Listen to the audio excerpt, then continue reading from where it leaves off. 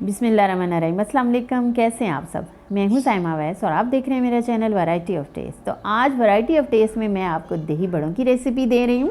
दही बड़ों की 1 से 2 रेसिपीज़ मैं ऑलरेडी आपको दे चुकी हूं, लेकिन ये वाले दही बड़े जो है ना, ये मैंने थोड़े यूनिक स्टाइल में बनाए हैं बिकॉज इसमें मैंने मैक्रोनी डाली है। तो आप कह सकते हैं कि ये मैक्रोनी वाले दही बड़े हैं।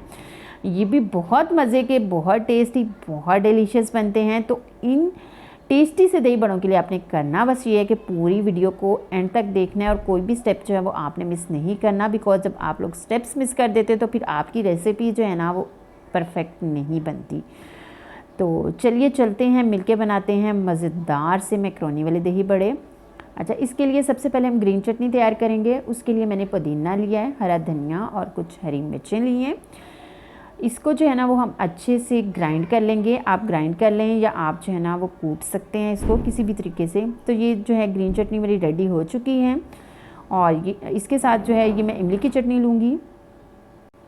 इमली की इस चटनी की रेसिपी जो है ना वो मैं ऑलरेडी आपके साथ शेयर कर चुकी हूँ, आप जो है वो मेरे चैनल पे देख सकते हैं।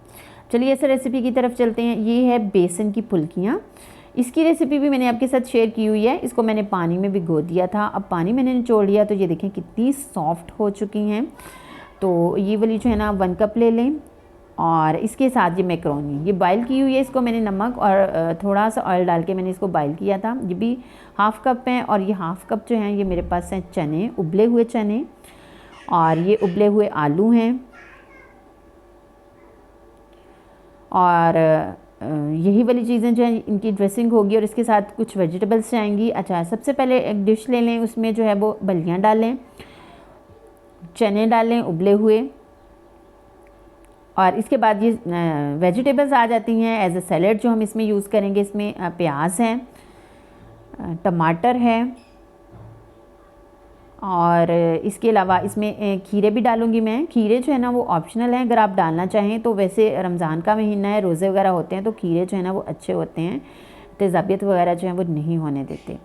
और इसके अलावा जो हैं ये आलू हैं। आप यहाँ पे देखें मैंने वेजिटेबल्स को सेम साइज़ और सेम शेप में कट किया हुआ है। और ये है मैक्रोनी, और इसके अलावा वेजिटेबल्स में सैलड में ये मेरे पास है बंद गोभी। इसको भी मैंने जो है वो थोड़ा सा मैं इसमें डालूँगी। और इसके अलावा हरा धनिया और पुदीने के कुछ पत्ते, और इसके अलावा ग्रीन चिलीज़ इसको मैंने कट किया हुआ है। तो ये वाली चीज़ें जो है ना ये जाएंगी आज के हमारे दही बड़ों में। तो चलिए अब इसको जो है ना वो हम एक बाउल में डालते हैं इस तरह से, और अब जो है ना इसको कर लेंगे इनको अच्छे से मिक्स। और अब जो है ना हम दही का रायता तैयार करेंगे। यहाँ पे इसमें डालेंगे ग्रीन चटनी जो कि अभी हमने रेडी की है। इसको कर लें अच्छे से मिक्स और इसमें डालें 1 tablespoon chaat masala, 1/2 tablespoon red chilli flakes, 1/2 tablespoon ज़ीरा पाउडर, भुना हुआ ज़ीरा, थोड़ी सी काली मिर्चें और 1/2 टेबलस्पून नमक। इनको अच्छे से मिक्स कर लें। यहाँ पे नमक और मिर्च जो है ना वो आप अपनी टेस्ट के अकॉर्डिंग कम ज़्यादा कर सकते हैं।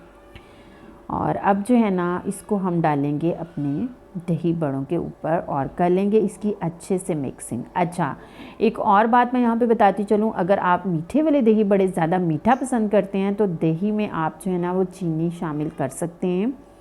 मैंने यहाँ पे चीनी नहीं डाली थी, लेकिन अगर आप मीठे के शौकीन हैं तो आप जो है ना वो इसमें चीनी डाल सकते हैं। तो चले हमारे दही बड़े रेडी हो गए हैं। अब जो है ना वो हम इसको निकालेंगे प्लेट में, और आप यहाँ पे देखें ये कितने खूबसूरत लग रहे हैं। जितने ये खूबसूरत देखने में लग रहे हैं, बिलीव मी खाने में इससे कहीं ज़्यादा मज़े के बने थे। इसके ऊपर जो है ना वो मैं डाल रही हूँ, ये जस्ट ड्रेसिंग के लिए है। आप जो है वो इमली की चटनी इसके अंदर मिक्स भी कर सकते हैं। इमली की चटनी इसके ऊपर डालूँगी इस तरह से। और फाइनली जो है दही बड़ों की शान और चाट की शान पापड़ी चाट इसके ऊपर डालूँगी। इसके बगैर तो दही बड़े मज़े के ही नहीं लगते। तो जनाब ये देखें हमारे दही बड़े जो है ना वो बनके रेडी हो चुके हैं। तो कैसी लगी मेरी आज की रेसिपी आपको, आपने कमेंट में मुझे ज़रूर बताना है। और हाँ, एक दफ़ा मेरे कहने पे इसको ट्राई भी ज़रूर करना है। खुश रहें, अल्लाह ताला की रहमतों के साए में रहें। मेरी तरह नई नई रेसिपीज़ को ट्राई करते रहा करें। इंशाल्लाह बहुत जल्द एक नई रेसिपी के साथ फिर मुलाकात होगी। तब तक के लिए मुझे दें इजाज़त। अल्लाह हाफिज़।